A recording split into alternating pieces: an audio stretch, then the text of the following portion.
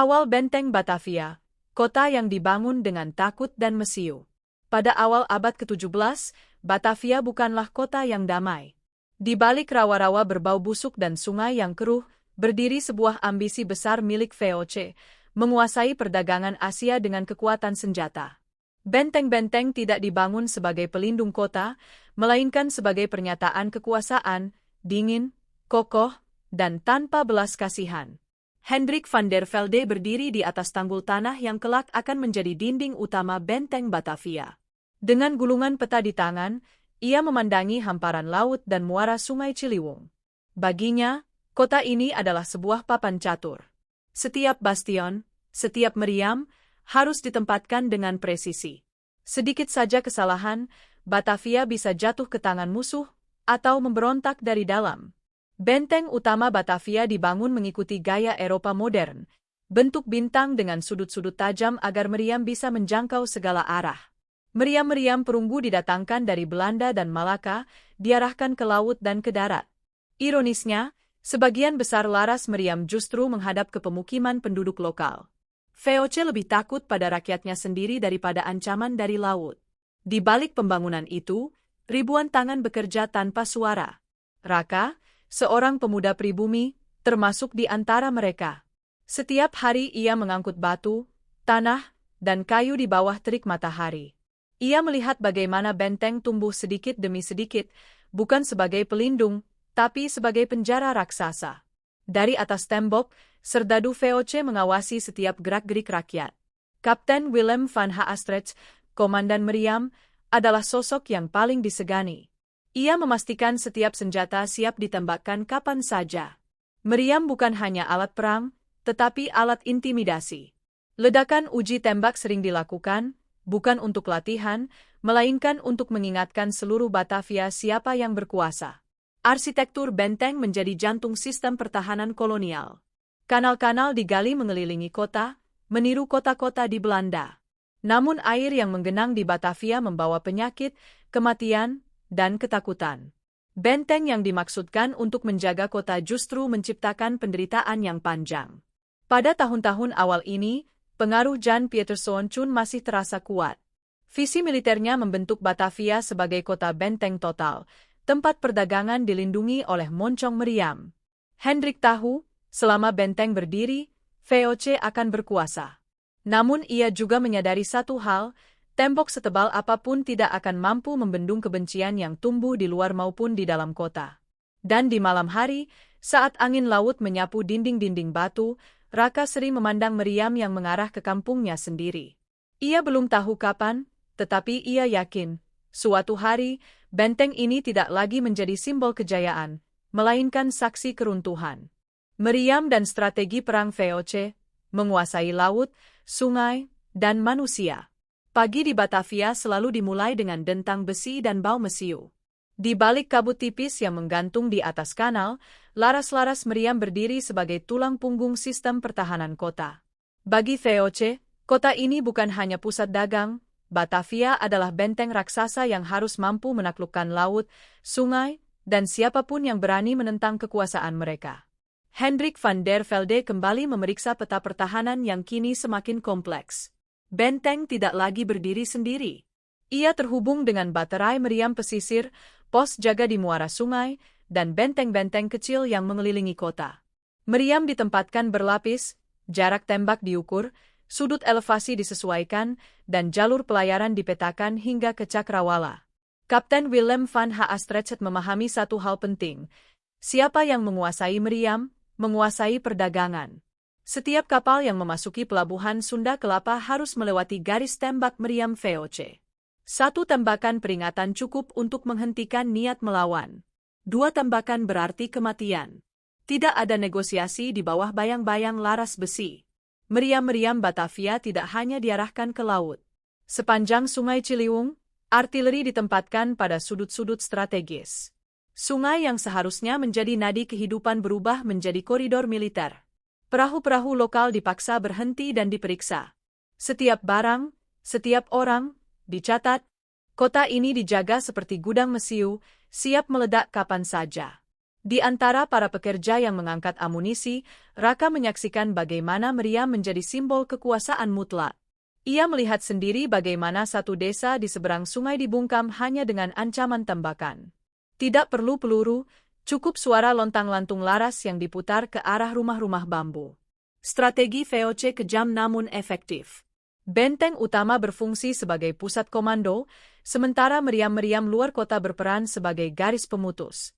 Jika musuh menyerang dari laut, mereka akan dihancurkan sebelum merapat.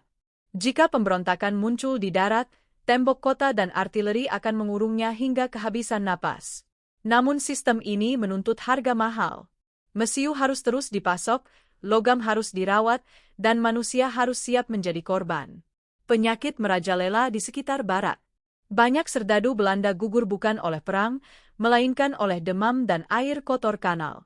Benteng yang dimaksudkan untuk melindungi mulai berubah menjadi beban.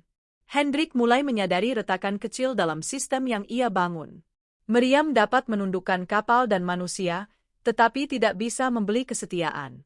Di luar tembok, kebencian tumbuh. Di dalam kota, ketakutan mengendap. Raka dan ribuan lainnya mengingat setiap dentuman meriam sebagai janji derita yang belum berakhir. Pada suatu malam latihan tembak besar digelar. Langit Batavia memerah oleh kilatan api. Kapten Willem tersenyum puas melihat laut sunyi di bawah ancaman artileri. Tetapi jauh di balik gelap, di kampung-kampung yang terjepit tembok kota, orang-orang mulai berbisik. Mereka belajar satu hal penting. Untuk melawan kekuasaan meriam, mereka harus menunggu saat yang tepat, ketika benteng lengah dan sejarah berbalik arah. Di balik benteng Batavia, kota yang dijaga, kota yang tercekik. Dari luar, Batavia tampak seperti kota yang tak tertembus. Temboknya menjulang, kanal-kanalnya membelah daratan dengan rapi, dan meriam-meriam berdiri seperti penjaga bisu. Namun di balik benteng itu, kehidupan berjalan dalam tekanan yang nyaris tak terlihat, perlahan, menyesakkan, dan mematikan. Hendrik van der Velde semakin jarang meninggalkan ruang kerjanya di dalam benteng utama.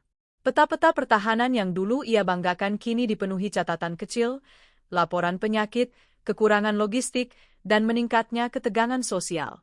Sistem yang ia rancang untuk menghadapi serangan luar justru menciptakan musuh di dalam kota itu sendiri. Raka kini bekerja lebih dekat dengan barak artileri. Setiap hari ia mengangkut peti amunisi melewati lorong-lorong batu yang pengap. Bau besi karat bercampur mesiu dan keringat manusia. Ia melihat serdadu VOC yang dulunya gagah, kini kurus dan pucat. Kota ini memakan siapapun, tanpa memandang asal-usul. Di sepanjang kanal, rumah-rumah batu milik pejabat kolonial berdiri berhadap-hadapan dengan barak sempit dan pemukiman kumuh para pekerja. Air kanal yang stagnan menjadi sumber penyakit.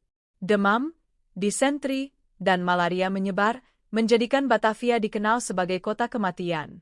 Benteng kokoh tidak mampu menahan wabah yang menyusup dari air dan udara. Kapten Willem van Haastrecht berusaha mempertahankan disiplin. Latihan meriam tetap digelar, parade senjata tetap dilakukan. Namun ia tahu bahwa moral pasukan menurun. Banyak serdadu lebih takut pada penyakit dibandingkan musuh. Setiap jenazah yang dilarung ke laut membuat keyakinan akan kejayaan benteng semakin rapuh. Bagi penduduk pribumi dan budak, hidup dalam bayang-bayang benteng berarti hidup tanpa pilihan. Gerbang kota dijaga ketat.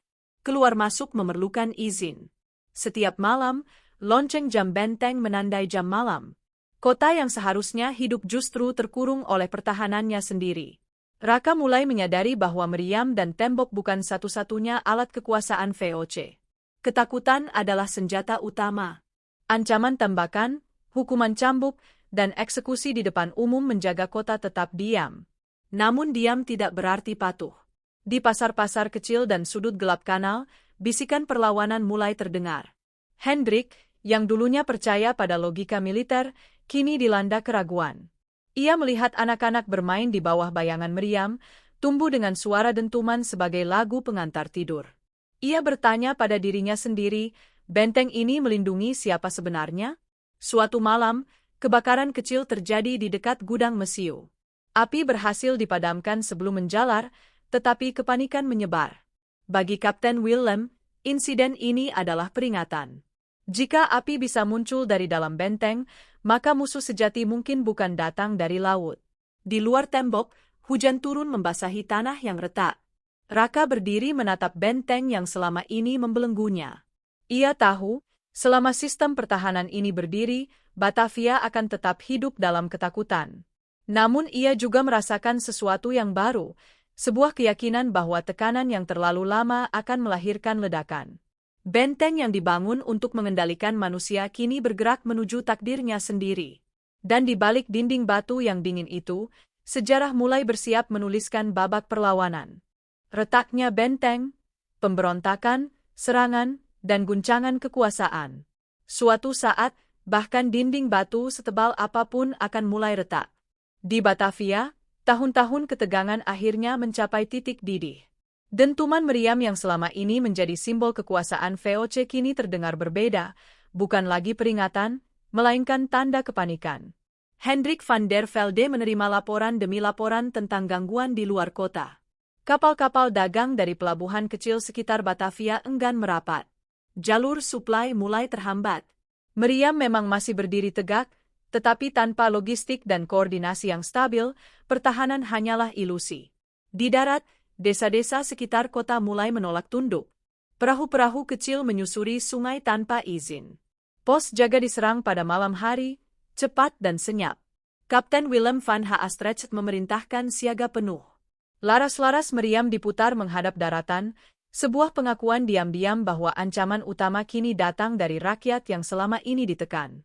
Raka berada di tengah pusaran itu. Ia menjadi saksi ketika kemarahan yang lama terpendam berubah menjadi tindakan nyata. Para pekerja, budak, dan pelaut lokal mulai saling memberi tanda. Api unggun kecil, simbol-simbol sederhana di tepi kanal, menjadi pesan rahasia bahwa perlawanan tengah disusun. Ketika sebuah gudang logistik di dekat bastion timur terbakar, gemetar merambat ke seluruh sistem pertahanan. Api memang dipadamkan, tetapi kepercayaan diri VOC ikut hangus. Benteng yang selama ini mengandalkan intimidasi kini justru terancam dari dalam. Hendrik mencoba memperbaiki apa yang dapat ia selamatkan. Ia memeriksa bastion, sudut tembak, dan ketebalan dinding. Secara teknis, benteng masih kokoh. Namun ia sadar, tak ada arsitektur militer yang mampu bertahan melawan manusia yang putus asa dan nekat. Kapten Willem bersikeras menggunakan kekuatan. Meriam ditembakkan ke beberapa titik pemukiman di luar tembok sebagai peringatan. Langit malam merah oleh ledakan. Namun bukannya meredam perlawanan, tindakan itu justru mempercepatnya. Kebencian yang selama ini terpendam kini menemukan bahan bakarnya. Di dalam kota, ketakutan berubah menjadi kepanikan. Gerbang ditutup lebih awal. Pasukan kelelahan. Penyakit kembali mewabah. Batavia terasa semakin sempit. Tembok yang dulu memberi perlindungan kini seperti menjepit penghuninya sendiri. Raka memilih jalannya. Ia membantu membuka akses air kecil menuju kanal, jalur yang tidak diperhitungkan dalam peta pertahanan Hendrik. Bukan untuk menghancurkan benteng dalam satu malam, melainkan untuk membuktikan bahwa tidak ada sistem yang benar-benar sempurna. Pada saat fajar menyingsing, Batavia masih berdiri. Meriam tetap utuh. Namun sesuatu telah berubah. Benteng bukan lagi simbol kekuatan mutlak. Ia kini menjadi simbol ketakutan VOC terhadap kehancuran yang tak terelakkan. Hendrik berdiri di atas tembok, memandang kota yang mulai retak dari dalam. Ia tahu, pertahanan kolonial ini tidak akan runtuh karena satu serangan besar, melainkan oleh 1000 tekanan kecil yang terus menghantam tanpa henti. Dan di balik suara burung pagi, Batavia bersiap memasuki babak terakhir, saat benteng dan meriam harus menghadapi warisan yang mereka tinggalkan. Runtuhnya benteng dan warisan meriam, jejak kolonial di Jakarta hari ini. Waktu akhirnya melakukan hal yang tidak pernah bisa dilakukan oleh meriam atau tembok batu, mengikis segalanya. Di Batavia, sistem pertahanan kolonial yang pernah begitu ditakuti perlahan kehilangan maknanya. Benteng masih berdiri, meriam masih terarah, tetapi kekuasaan yang menopangnya mulai rapuh dari akar. Hendrik van der Velde menua bersama kotanya. Peta-peta pertahanan yang dahulu menjadi kebanggaannya kini terasa seperti catatan dari masa yang telah usang. Perdagangan VOC tidak lagi sekuat dulu, penyakit terus merenggut korban, dan biaya mempertahankan benteng semakin besar. Kota benteng ini terlalu mahal, bukan hanya dalam emas, tetapi juga dalam nyawa. Kapten Willem van Haastrecht masih mempertahankan disiplin militernya. Namun bahkan ia mengerti bahwa meriam tidak bisa mengembalikan kepercayaan yang hilang. Setiap dentuman kini terdengar kosong, tanpa wibawa. Musuh tak lagi gentar, sementara rakyat tak lagi sepenuhnya takut. Bagi Raka, perubahan itu terasa nyata. Pengawasan mulai longgar. Jalur-jalur kecil yang dulu diawasi ketat kini terbuka. Cerita tentang perlawanan menyebar dari satu kampung ke kampung lain. Tidak selalu dengan senjata, tetapi dengan penolakan diam, penghindaran pajak, dan keberanian untuk berkata tidak. Benteng Batavia mulai ditinggalkan sebagian fungsinya. Beberapa bastion tak lagi dirawat. Meriam dibiarkan berkarat, larasnya dipenuhi lumut dan garam laut. Kota berkembang keluar tembok, meninggalkan sistem pertahanan lama yang tak lagi relevan dengan zaman. Hendrik, dalam catatan terakhirnya, menulis bahwa Batavia telah berubah dari kota benteng menjadi kota manusia. Ia memahami, terlambat namun jujur, bahwa pertahanan sejati tidak dibangun dengan ketakutan. Tembok yang memisahkan penguasa dan rakyat justru mempercepat keruntuhan. Waktu terus berjalan. Nama Batavia perlahan menghilang, digantikan Jakarta. Benteng-benteng dihancurkan, dipugat, atau diserap ke dalam bangunan baru. Namun warisan mereka tetap ada, pola jalan, kanal, dan bahkan cara kota ini tumbuh dalam tekanan sejarah. Hari ini, sisa meriam dan benteng menjadi artefak. Diam, tak lagi mengancam. Tetapi jika didengarkan dengan seksama, mereka masih menyimpan gema masa lalu, tentang kekuasaan yang mencoba abadi, dan rakyat yang akhirnya bertahan. Raka mungkin tak pernah tercatat dalam dokumen resmi. Hendrik hanya menjadi catatan kaki sejarah. Namun benteng dan meriam yang mereka saksikan meninggalkan pelajaran besar. Tidak ada sistem pertahanan yang mampu menaklukkan manusia selamanya. Dan di atas tanah Jakarta yang modern, gema Batavia masih berbisik, bukan lewat dentuman meriam, melainkan lewat ingatan. Benteng dan meriam pernah menjadi simbol kekuasaan mutlak di Batavia. Dibangun untuk menguasai laut dan manusia, mereka berdiri di atas rasa takut dan penderitaan. Namun sejarah membuktikan, tembok setebal apapun tidak mampu menahan perubahan. Kini, sisa benteng dan meriam hanya menjadi saksi bisu.